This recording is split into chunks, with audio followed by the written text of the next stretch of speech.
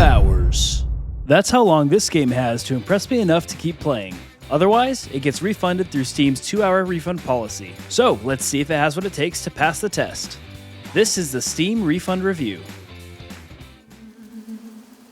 So, I have a confession to make. I've never played God of War before. Not the old ones, not the new one, none. I remember as a kid seeing my friend's older brother playing the very first one, but my parents wouldn't let me play anything other than Nintendo games at that age, so I really have no experience with the series at all. Not only do I not have any personal experience playing the series, I've also never seen a playthrough, never seen any spoilers. I'm basically going in completely blind. So, God of War 2018 is a reboot of sorts of the original God of War series first released for PlayStation 2 in 2005. It's an action-adventure game that seems to be very story-heavy and has some minor platforming and puzzle-solving sections and fast, fluid combat. The Steam description reads as follows. His vengeance against the gods of Olympus years behind him, Kratos now lives as a man in the realm of Norse gods and monsters. It is in this harsh, unforgiving world that he must fight to survive, and teach his son to do the same. While I am going in completely blind, like I said, I do know this game is very well received and even won Game of the Year in 2018. It has a 96% overwhelming positive rating on Steam, and I can't wait to play. So let's jump into it. Okay, so I can already tell that the game is going to be extremely cinematic. The game's menu is literally part of a cutscene. So the game starts with the main character, Kratos, chopping down a tree in a seemingly angry manner for some reason. Kratos then picks up this massive freaking tree trunk with his bare hands and places it in the water to tow with a boat alongside this little boy that Kratos calls, well, boy. The game then gives me the objective of rowing the boat downstream to take the tree up to what seems to be Kratos' shack of a house. It's here that I come to find out that the tree is to be used as firewood to burn this dead body that we later find out is Kratos' wife, or baby mama or something. I also confirmed at this point that the boy, Atreus, is Kratos' son. For some reason, after Kratos sets his dead wife ablaze, he instructs Atreus to go hunting for some deer. And this is where the gameplay actually starts.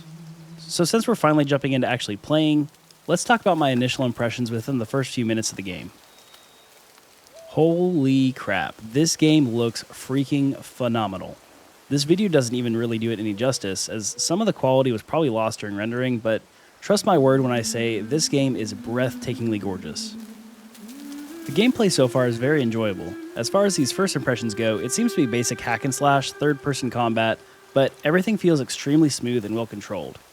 I feel that this game may shine more in its story than its gameplay just based off initial impressions, but we'll see how the combat and gameplay continue to progress as the time goes on. Going back to what we read in the Steam description, I can see this game certainly does seem to take place in a Norse mythological setting, and I have zero qualms with that whatsoever.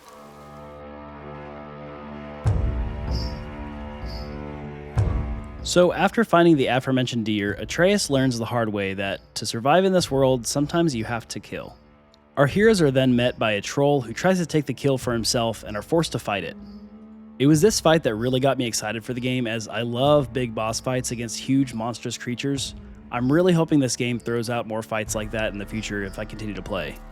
So after the fight, Atreus loses his cool and goes ballistic on the now dead troll, which I guess Kratos sees as Atreus being too weak and unprepared for whatever journey it is they're preparing for. So Atreus and Kratos head back to their home and are soon met by a knock on the door. And this interaction with this character, who is only referred to as the Stranger, was highly enjoyable. It made me laugh seeing this tiny scrawny man talking to Kratos as if he had any sort of chance in a fight against him. And then, surprise, turns out he apparently does. After being hit and taunted by the Stranger, Kratos finally hits back, but is then met with a blow from the Stranger so devastating that it knocks him back and up in the air a good 20 feet. I literally had to fight this dude 3 times before he finally was taken care of, and Kratos walked away victorious. I have a good feeling though that this wasn't the last we'll see of this guy, as he seems to be immortal. After the fight, Kratos informs Atreus that it's time to start the journey up the mountain.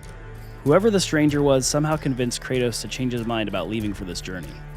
So now that we're almost an hour into the game, the tutorial finally seems to be over and the game opens up. As we progressed further on our journey, I found many things about the gameplay mechanics that I'm excited for. Firstly, there's a huge skill tree available with many new powers available for Kratos to unlock. You earn experience as you fight enemies, and it can be used to then unlock different skills in the tree. Atreus also has his own skill tree, which involves primarily being able to support Kratos during the combat encounters by doing things like shooting arrows at enemies to distract them and so on. Another aspect of the game that looked pretty sweet was that there are also these runic attacks that can be equipped to Kratos' axe, which can be utilized to perform new powerful attacks on a cooldown. There are also enchantment slots in armor which will provide perks like raising Kratos' stats, which include strength, runic power, defense, vitality, luck, and cooldown. Not your basic RPG stats, but definitely an interesting system that I would like to continue to play around with and see what kind of powers I can acquire. The puzzle solving and platforming sections of this game that break up the combat are enjoyable and not too difficult, and in many cases actually serves as a way to progress the narrative of the father and son relationship that Kratos and Atreus share. I can tell that this game is going to get very emotional. The conversations between the two main characters are oftentimes very serious, and the moments that already got to me were when Kratos reaches out to give Atreus physical affection after going through hardship, but ultimately backs away in the end. I'm genuinely looking forward to seeing how Kratos develops as a father and how Atreus develops as a warrior and a young man during the story. That is, if I continue to play this game. So, the combat, story conversations, platforming, and puzzle solving are the meat and potatoes of the game. I'm sure there's more to it, but I'm barely scratching the surface, and it feels like I just begun. I guess that's kinda because I did. There are some other minor mechanics like looting chests, fighting collectibles, and some light smithing and crafting elements, but I really do feel like this is going to be one of those games where everything is really secondary to the story, which is going to be incredible, I can already tell.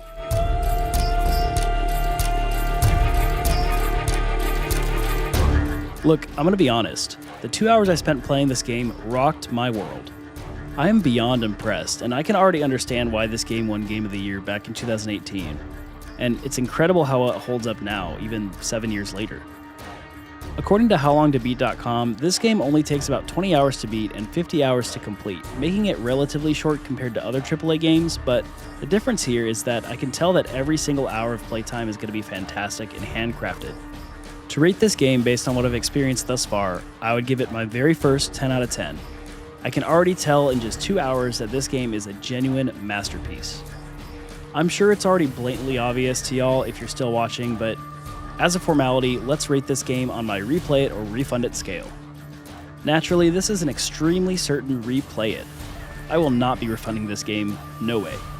It really is fantastic so far, and if I said refund it, video game enthusiasts everywhere would probably feel a massive disturbance in the force. As I looked back on my recording of my gameplay, I saw that my playtime was literally 1 hour and 59 minutes and 22 seconds. This game was so good that I had to push it to the very end of my time limit because of the sheer enjoyment I got from playing it. I can't wait to dive back in and find out what the journey up the mountain will be all about, what I'll experience along the way, and how Kratos and Atreus' relationship will blossom along the journey. Thank you all for watching. I hope you'll drop a sub if you enjoyed this video, and let me know in the comments what you want to see me play next. Happy gaming!